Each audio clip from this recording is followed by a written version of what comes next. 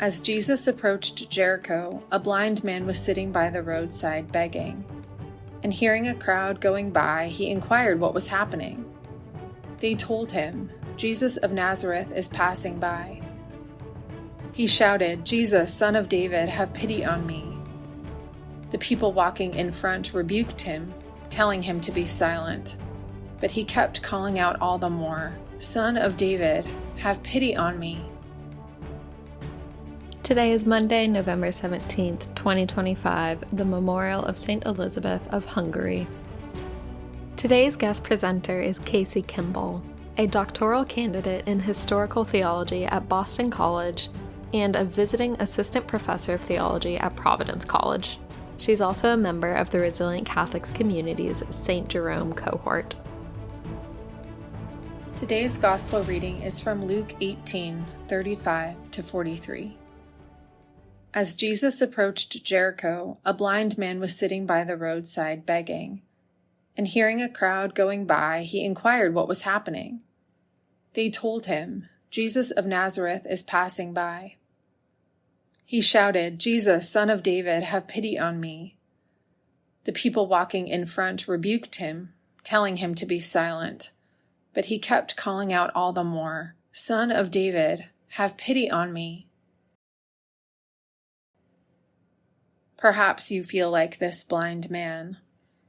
Perhaps when you cry out to Jesus seeking attention, pity, mercy, you find that other voices, maybe internal, maybe external, indicate that this is unacceptable, that you are too much, too disruptive, too needy, too demanding, too messy.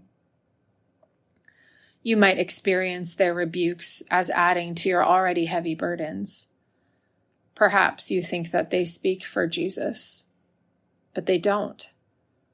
Luke continues, Jesus stopped and ordered that the blind man be brought to him. And when he came near, Jesus asked him, "What do you want me to do for you?" Jesus responds to you like he responds to the blind man. He is drawn by your appeal for pity, for mercy. He would stop for you. He would invite you to come close. He would give you his time and attention. He would not assume that your most visible needs are the most pressing ones, but rather allow you to give voice to what you want, to the relief and healing that you seek. The Gospel concludes, He replied, "Lord, please let me see." Jesus told him, "Have sight, your faith has saved you." Jesus not only gives this man the healing that he desires, but also commends him for the risk that he took in voicing his real needs and desires, even when others tried to silence him. What does it feel like to consider that Jesus would do the same for you? I'd like to invite listeners to subscribe and leave a review for this podcast on whatever platform you are listening to it on. Doing so really helps us to spread this podcast to a wider audience, and we really appreciate it. Let's end with our invocations.